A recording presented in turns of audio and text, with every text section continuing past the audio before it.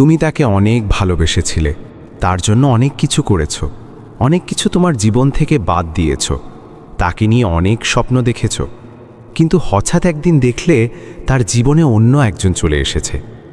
এই অনুভূতি যেন বাজ পড়ার মতো, মনে হয় পায়ের নিচ থেকে মাটি সরে গেল। বিশ্বাস করতে পারো না, যাকে তুমি এতটা ভালোবেসেছিলে, যে ছিল তোমার পৃথিবীর কেন্দ্র, সে কিভাবে অন্য কাউকে জায়গা দিল। আজকের এই আলোচনায় আমি বলবো, রিলেশনশিপে যদি তোমাদের মধ্যে তৃতীয় কোনো ব্যক্তি চলে আসে, তাহলে এই পরিস্থিতি কিভাবে সামলাতে হবে, আর সেই তৃতীয় ব্যক্তিকে কোনো কথা না বলে, কোনো ঝগড়া না করে কিভাবে বের করে দেওয়া যায়, সেটাই আজ আমরা জানব। চলো শুরু করি। প্রথমেই কিছু প্রশ্নের উত্তর। অনেকের মনেই প্রশ্ন জাগে, একজন মানুষ কি একসঙ্গে দুইজনকে ভালোবাসতে পারে? আসলে ব্যাপারটা হচ্ছে, তোমার সঙ্গে তার পুরনো ইমোশনাল অ্যাটাচমেন্ট আছে, আর নতুন মানুষের সঙ্গে সে পাচ্ছে নতুনত্ব। তাকে দুজনই ভালো লাগে, কিন্তু এই নতুনত্ব 2-3 মাস বা 6 মাস পর ফিকে হয়ে যাবে। তখন ইমোশনাল অ্যাটাচমেন্টই টিকে থাকবে। তাই এটাকে ভালোবাসা না বলে বরং বিভ্রান্তি বলা বেশি ঠিক। আরেকটা প্রশ্ন, তোমার পার্টনার কেন তৃতীয় মানুষের দিকে ঝুঁকল? কারণ তার মনে হয়েছে সেই মানুষটি তোমার চেয়ে ভালো এবং বেশি যোগ্য। আর যখন তুমি কাঁদতে থাকো, পিছনে লেগে থাকো, কন্ট্রোল করতে চাও, খারাপ আচরণ করো, তখন তোমার পার্টনারের এই বিশ্বাস আরও শক্ত হয়। সে ভাবে, হ্যাঁ, আমার ধারণা ঠিক, তুমি ভালো মানুষ নও, আর ওই তৃতীয় মানুষটি অনেক ভালো। তাই এখন প্রশ্ন হলো, তুমি কিভাবে এই সমস্যাটা হ্যান্ডেল করবে? প্রথম পদক্ষেপ, বোঝানোর চেষ্টা বন্ধ করো। তোমার পার্টনারকে কখনো এটা বোঝাতে যেও না যে ওই তৃতীয় ব্যক্তির সঙ্গে কথা বলা খুবই ভুল। এগুলো বলো না, কারণ এখন ওর মানসিক অবস্থা এমন জায়গায় নেই যেখানে তোমার যুক্তিগুলোও বুঝতে পারবে। বরং তুমি যত বেশি বোঝানোর চেষ্টা করবে, ও ততটাই বিরক্ত হবে। ভাবো, একটা মানুষ যখন কোনো নতুন কিছুর প্রতি আকৃষ্ট হয়, তখন তার যুক্তিবুদ্ধি কাজ করে না, সে শুধু অনুভব করছে। আর তুমি যুক্তি দিয়ে তার অনুভূতিকে জয় করতে চাইছো? এটা হবে না, বরং উল্টো হবে। সে তোমাকে দেখবে এক বিরক্তিকর মানুষ হিসেবে। তাই প্রথম কাজ, বোঝানো বন্ধ করো। দ্বিতীয় পদক্ষেপ, ড্রামা করো না। সোশ্যাল মিডিয়ায় স্ট্যাটাস দিয়ে না, হোয়াটসঅ্যাপে ইঙ্গিত দিয়ে ওকে খোঁচানো যাবে না, বড় ঝগড়া বাঁধানো যাবে না, তুমি আমার সঙ্গে খুব অন্যায় করছো, এইভাবে কান্নাকাটি করো না। কেন? কারণ এতে ওর মনে আরও পোক্ত হবে যে ওর ধারণা তোমার সম্পর্কে একদম ঠিক। ও ভাববে, দেখো, আমি ঠিকই বলেছিলাম, ও আসলে ভালো মানুষ না। তুমি যত ড্রামা করবে, ততই ও নিজেকে ন্যায়সঙ্গত ভাববে। আর যত শান্ত থাকবে, ততই ওর মনে সন্দেহ তৈরি হবে, আমি কি ভুল করছি, ও এত শান্ত কেন? ড্রামা না করার মানে দুর্বলতা নয়, এটা তোমার সবচেয়ে বড় অস্ত্র। তৃতীয় পদক্ষেপ, নিজের অবস্থান পরিষ্কারভাবে ওর সামনে তুলে ধরতে হবে। কিন্তু কিভাবে? শান্তভাবে, দৃঢ়ভাবে, সম্মানের সাথে। বলো, দেখো, আমি 3 জনের সম্পর্ক মানি না। তুমি যদি আমার সঙ্গে সম্পর্ক রাখতে চাও, তাহলে ওই ব্যক্তির সঙ্গে যোগাযোগ বন্ধ করতে হবে। আমি যা চাই সেটা পরিষ্কারভাবে তোমাকে জানাচ্ছি, সিদ্ধান্ত তোমার হাতে। কিন্তু মনে রেখো, ওকে কিছু খারাপ বলো না, গালিগালাজ করো না, তাকে অপমান করো না। কারণ তুমি যত বেশি সম্মানের সাথে কথা বলবে, ওর মনে তত বেশি দোষী মনোভাব তৈরি হবে। এখন মনোযোগ দিয়ে শোনো। প্রথমেই তাদের সামনে কোনো ঝগড়া করবে না, তাদের সামনে এমন কোনো সুযোগ দেবে না যাতে তোমার সঙ্গে ওর দূরত্ব তৈরি হয় বা তুমি ওর চোখে খারাপ প্রমাণিত হও। কারণ যদি তুমি বেশি বোঝাতে যাও, ঝগড়া করো, কষ্ট দেখাও, তাহলে সে একটা অজুহাত পাবে তোমার থেকে ব্রেকআপ করার। তার নিজেরও এখন কোনো পরিষ্কার ভিশন বা লক্ষ্য নেই। কিন্তু যদি তুমি রাগ করো বা অভিযোগ করতে থাকো, তাহলে সে নিজের মনে যুক্তি খুঁজে নেবে এবং ভাববে, এই কারণেই তো আমি ওকে ছেড়ে যাচ্ছি, ও এমন কথা বলেছিল, এমন আচরণ করেছিল। চতুর্থ পদক্ষেপ, তৃতীয় ব্যক্তির কারণে তুমি যেন ভেঙে পড়ো না, এটা দেখাবে না। যে তৃতীয় ব্যক্তি তোমার পার্টনারকে আকর্ষণ করছে, তার জন্য তুমি কোনোভাবেই এটা দেখাবে না যে তার কারণে তোমার লাইফ ভীষণ খারাপ হয়ে গেছে, তুমি ওকে ছাড়া বাঁচতে পারছো না, খুব কষ্টে আছো, ওকে খুব মিস করছো। এই নাটক করবে না, বরং তোমার লাইফ এমনভাবে চালিয়ে যাবে যেন কিছুই হয়নি, তুমি একদম নর্মাল। এটাই ওর মনে তোমার জন্য ইমোশনাল অ্যাট্রাকশন ফিরিয়ে আনবে। ভাবো, তুমি যদি ভেঙে পড়ো, কাঁদো, অনুনয় করো, ওর মনে হবে আমি ঠিকই করছি, ও তো ছাড়া থাকতে পারে না, আমি অনেক পাওয়ারফুল।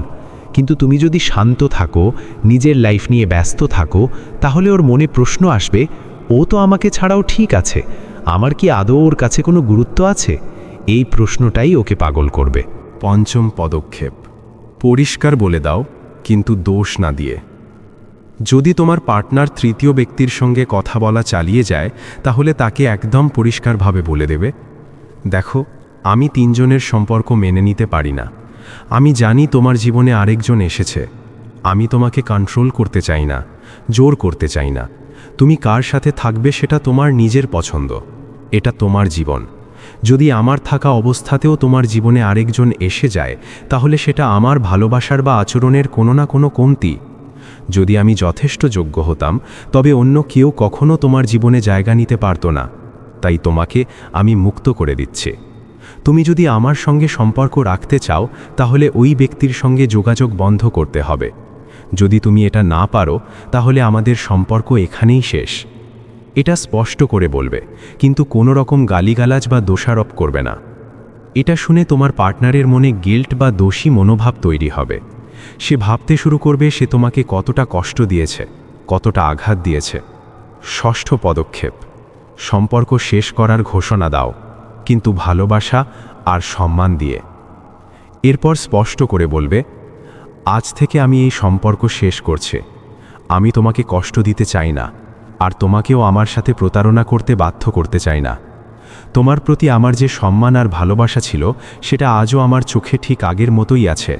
তুমি আজও আমার কাছে ততটাই সম্মানের, যতটা প্রথম দিন ছিল। কিন্তু আমি এই সম্পর্ক আর চালাতে পারবো না। আমি তোমাকে আর বিরক্ত করতে চাই না। তুমি যত শান্তভাবে, ভালোবাসার সম্মানের সাথে এটা বলবে এবং তাকে ছেড়ে দেবে, ততই তোমার পার্টনারের মধ্যে গিল্ট তৈরি হবে।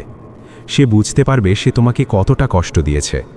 যদি তুমি এখন রাগে ঝগড়ায় ভেসে যাও, সে সুযোগ পেয়ে যাবে দুজনের সঙ্গেই সম্পর্ক চালিয়ে যেতে। ও ধীরে ধীরে তোমাকে কনভিন্স করবে, আর তুমি একসময় মেনে নেবে। এর ফলে কি হবে জানো?